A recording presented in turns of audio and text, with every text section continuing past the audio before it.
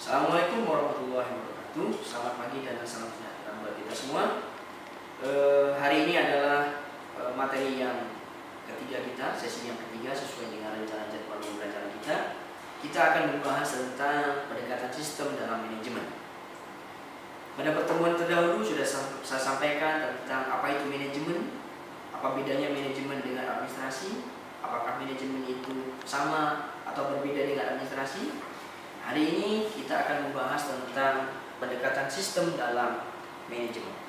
Apa itu sistem? Sistem adalah gabungan dari berbagai elemen yang mempunyai satu kesatuan fungsi dalam menghasilkan suatu tujuan yang telah ditetapkan. Jadi manajemen adalah bagian dari sistem. Apa itu komponen sistem? Karena merupakan satu kesatuan kebagian, tentunya ada beberapa komponen.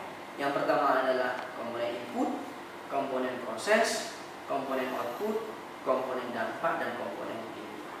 Komponen input adalah resources, sumber daya yang dimiliki oleh organisasi. Proses adalah aktivitas berupa input menjadi output. Sedangkan output adalah hasil produksi, dapat berupa barang atau jasa.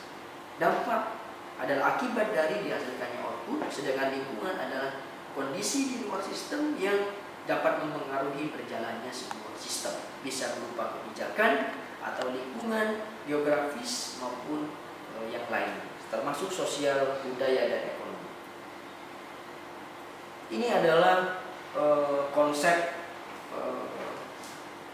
pendekatan sistem. Jadi ada input, ada proses transformasi, kemudian ada output.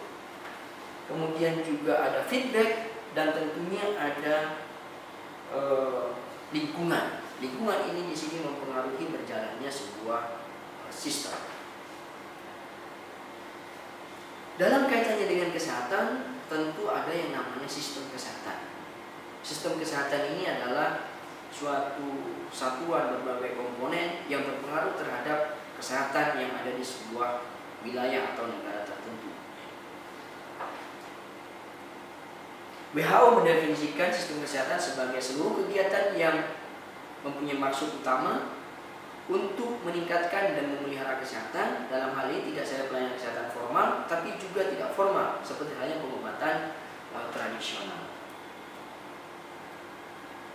Tujuan dari adanya sistem kesehatan adalah quality, efisiensi dan efektivitas, kemudian aksesibilitas, equity, dan sustainability. Ini adalah subsistem dari sistem kesehatan yang sudah dirumuskan oleh WHO. Ada service delivery, ada health workforce, ada information, ada medical product, vaccine and technology, ada financial, ada leadership atau governance. Bagaimana dengan sistem kesehatan nasional di Indonesia? Seperti yang dituangkan di dalam SKN tahun 2015, bahwa pengelolaan kesehatan yang diselenggarakan oleh semua komponen bangsa Indonesia secara terpadu dan saling mendukung guna mencapai tenaga kesehatan yang setinggi-tingginya. Jadi ini adalah tujuan dari adanya SKN. Ini pengertian SKN. Ya. Bagaimana pengelolaan kesehatan menurut SKN? Jadi pengelolaan kesehatan terdiri dari pengelolaan administrasi kesehatan, pengelolaan informasi kesehatan, pengelolaan sumber daya kesehatan, pengelolaan upaya kesehatan, pengelolaan pembiayaan kesehatan, kemudian pengelolaan peran serta pemberdayaan masyarakat, ilmu pengetahuan dan teknologi, serta pengaturan hukum kesehatan.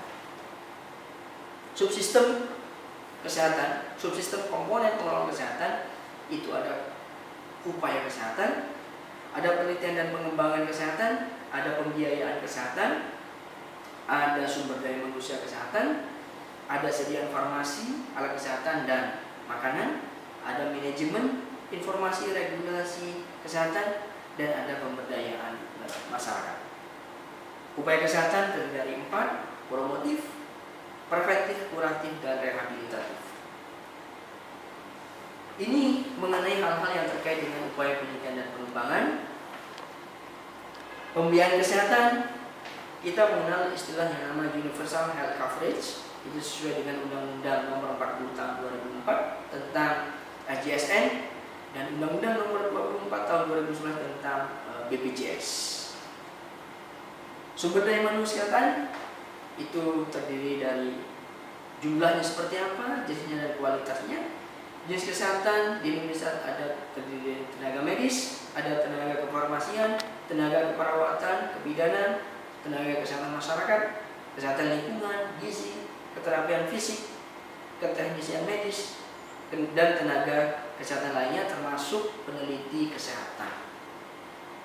Sediaan farmasi dan alat kesehatan yang perlu dititikkan adalah jaminan keamanan mutu akan obat dan alat kesehatan yang ada di masyarakat. Juga tidak kalah pentingnya juga tentang pemerataan dan perlindungan terhadap obat terlarang. Manajemen informasi dan regulasi kesehatan ini meliputi subsistem kebijakan kesehatan, administrasi kesehatan, hukum kesehatan, dan informasi kesehatan. Pemberdayaan masyarakat, seperti contohnya sekarang ini ada program yang namanya Desa Siaga Aktif. Juga perlu SKN ditunjang dengan adanya sistem kesehatan daerah. Barangkali ini saja yang perlu saya sampaikan, dan masih banyak lagi yang harus disusun, dibicarakan lebih lanjut bagaimana sekiranya SKD bisa menopang, bisa sejalan dengan SKN yang ada di Indonesia pada khususnya. Demikian saya akhiri, mudah-mudahan mata kuliah ini dapat bermanfaat bagi kita semua.